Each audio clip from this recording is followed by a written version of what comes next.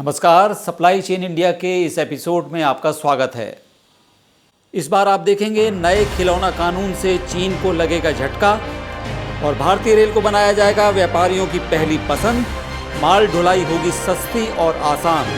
नन्हे चूजे अमेरिका में तोड़ रहे दम, सफ़र में देरी बनी मौत का कारण। आपको जानकर हैरानी होगी कि पूरी दुनिया में टॉय इंडस्ट्री का भारी योगदान है। कहा जाता है कि अमूमन पूरी दुनिया में 70 लाख करोड़ रुपए की टॉय इंडस्ट्री है। चीन के खिलौना बाजार को भारत से ज़बरदस्त धक्का लगने के आसार बन गए हैं। 1 सितंबर से लागू नए कानून के मुताबिक अब खिलौना निर्माताओं को ब्यूरो ऑफ इंडियन स्टैंडर्ड के मानकों को ध्यान में रखते हुए खिलौने बनाने होंगे।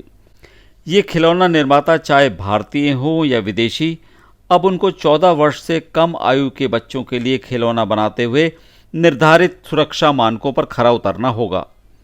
इस नए कानून की वजह से चीन के खिलौना बाजार को झटका लगना स्वाभाविक है। भारत में फैले खिलौना व्यापार पर अब तक चीन का 75% कब्जा रहा है।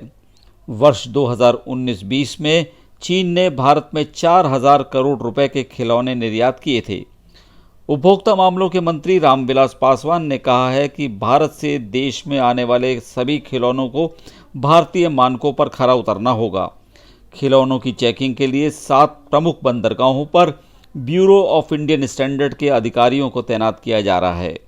ये अधिकारी न केवल शिपमेंट के उतरने पर उसकी जांच करेंगे, बल्कि फैक्ट्री लोकेशन पर जाकर भी मुआयना कर सकते हैं। भारत में अभी तक एक भी खिलौना निर्माता के पास लाइसेंस नहीं है। हालांकि 9 निर्माताओं ने अब जाकर इसके लिए आवेदन किया है। लाइसेंस के लिए समय सीमा अवधि बढ़ाने की मांग भी उठी है, क्योंकि छोटे घरेलू खिलौना निर्माता ज़्यादा साधन संपन्न नहीं हैं। प्रधानमंत्री नरेंद्र मोदी ने खिलौना निर्माताओं से अपील की है कि वे भारतीय संस्कृति के परिप्रेक्ष्य में खिलौने बनाएं और आदर्श भारतीय चरित्रों को भी उनमें जगह दें।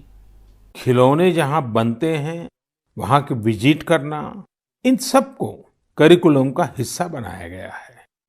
साथियों, हमारे देश में लोकल खिलौनों की बहुत समृद्ध परंपरा रही है। कई प्रतिभाशाली और कुशल कारीगर हैं जो अच्छे खिलौने बनाने में महारत रखते हैं। भारत के कुछ क्षेत्र टॉय क्लस्टर्स यानी खिलौने के केंद्र के रूप में भी विकसित हो रहे हैं, जैसे कर्नाटक के रामनगरम में चन्नापटना, आंध्र प्रदेश के कृष्णा में कोंडापल्ली, तमिलनाडु में तंजौर, असम में धुबरी, उत्तर प्रदेश का वाराणसी। कई ऐसे स्थान हैं, कई नाम गिना सकते हैं। आपको ये जानकर आश्चर्य होगा कि global toy industry 7 lakh crore रुपये से भी अधिक की है। 7 लाख करोड़ रुपयों का इतना बड़ा कारोबार, लेकिन भारत का हिस्सा उसमें बहुत कम है। अब आप सोचिए कि जिस राष्ट्र के पास इतनी विरासत हो, परंपरा हो, विविधता हो, युवा आबादी हो, क्या खिलौनों के बाजार में उसकी हिस्सेदारी इतनी कम होनी हमें अच्छा लगेगा क्या? जी नहीं, ये सुनने के बाद आपको भी अच्छा नहीं लगेगा। देखिए साथियों, टॉय इंडस्ट्री बहुत व्यापक है। गृह उद्योग हो, छोटे और लघु उद्योग हो, एमएसएमई हो, इसके साथ साथ बड़े उद्योग और निजी उद्यमी भी इसके दायरे में आते हैं। इसे आगे बढ़ाने के लिए देश को मिलकर मेहनत करनी होगी। अब जैसे आंध्र प्रदेश के विशाखापट्टनम में श्रीमान सीवी राजू है। उनके गांव के अति कोप्पका टॉयज एक समय में बहुत प्रचलित थे। इनकी खासियत ये थी कि खिलौने लकड़ी से बनते थे, और दूसरी बात ये कि इन खिलौनों में आपको कहीं कोई एंगल या कोण नहीं मिलता था। ये खिलौने हर तरफ से राउंड होते थे, इसलिए बच्चों को चोट की भी गुंजाइश नहीं होती थी। सीवी राजू ने एतिकोप्पका टॉयज के लिए अब अपने गांव के कारीगरों के साथ मिलकर एक तरह से नया मूवमेंट शुरू कर दिया है। बेहतरीन क्वालिटी के एतिकोप्पका टॉयज बनाकर सीवी राजू ने स्थानीय खिलौनों की खोई हुई गरिमा को वापस ला दिया है। खिलौनों के साथ हम दो चीजें कर सकते हैं। अपने गौरवशाली अतीत को अपने जीवन में फिर से उतार सकते हैं और अपने स्वर्णिम भविष्य को भी संवार सकते हैं। खिलौनों और वीडियो गेम से ना केवल बच्चे बल्कि बड़े भी एक रिश्ता जोड़ लेते हैं। छोटे भीम की कहानी आपको याद होगी।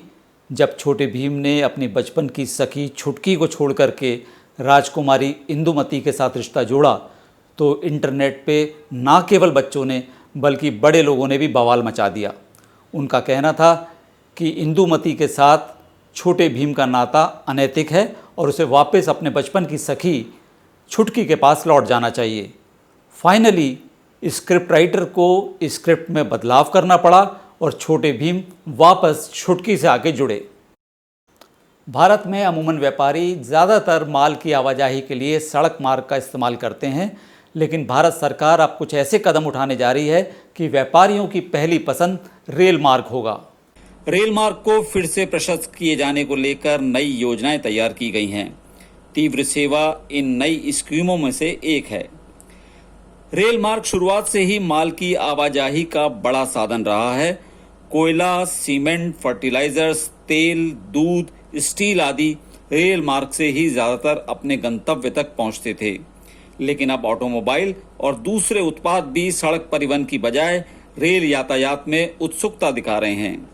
सरकार भी रेल सेवा को लोकप्रिय और उचित दर पर मुहैया कराने के लिए एकजुट है। नई मालगाड़ियां अपने निर्धारित टाइम टेबल पर चलेंगी और कम जरूरत के हिसाब से व्यापारियों को सिंगल वैगन बुक करने की छूट भी मिलेगी। भारत को आर्थिक रूप से सुपर पावर बनाने के लिए रेल सेवा को और मजबूत किया जाएगा।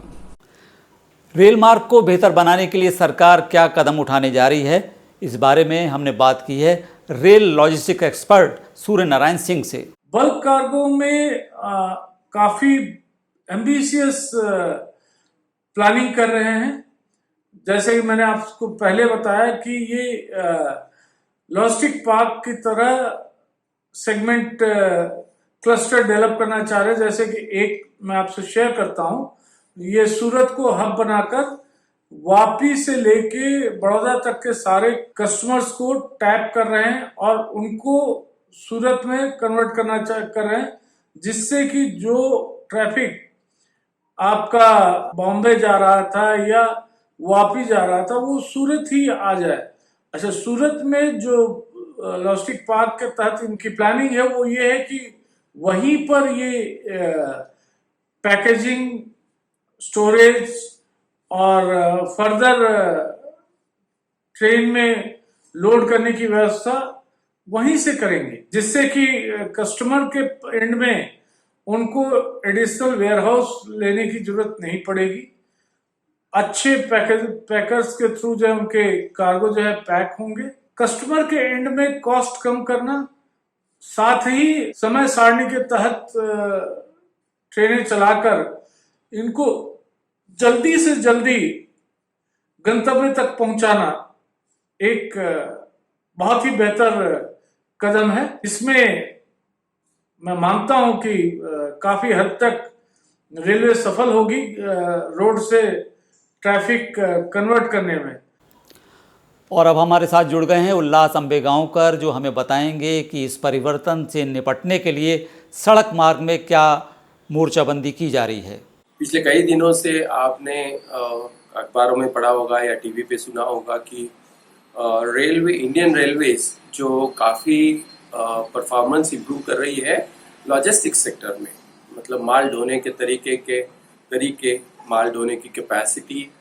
जैसे कि उन्होंने एक डबल डेकर ट्रेन का ट्रायल किया और उस हिसाब से उनका परफॉर्मेंस काफ़ी अच्छा हो रहा है। यह 4 महीनों में उन्होंने हर तरीके का माल पूरे कंट्री में ढोया है, एसेंशियल कमोडिटीज़ हो या नॉन एसेंशियल कमोडिटीज़ हो।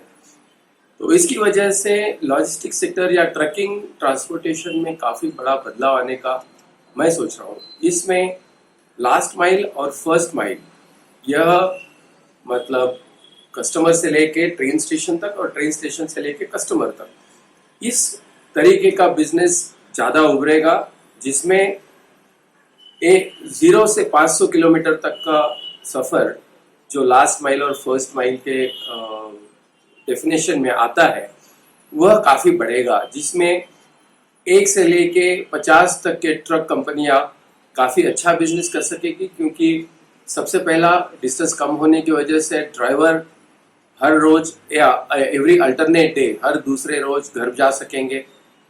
दूसरा ऐसा है और कि टाइम जो है, जो ट्रांजिट टाइम है, जो रास्ते पे चलने का टाइम है, ट्रेन की वजह से वो काफ़ी कम हो जाएगा।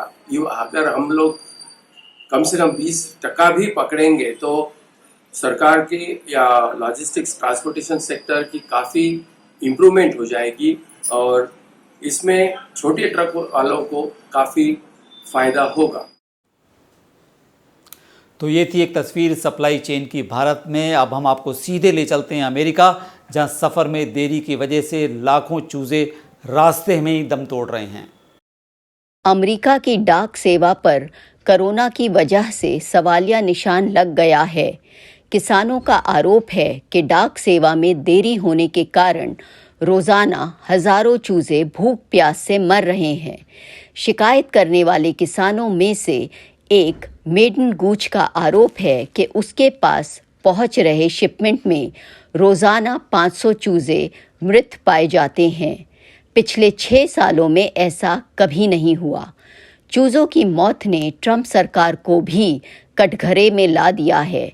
हालांकि सरकार के एक प्रवक्ता ने डाक सेवा में किसी भी तरह की कोताही बरते जाने से इनकार किया है।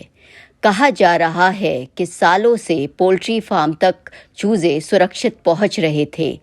यह चूजे 72 घंटे तक भूख प्यास सहन कर लेते थे, लेकिन अब डाक सेवा में होने वाली देरी इनकी मौत का कारण बन रही है।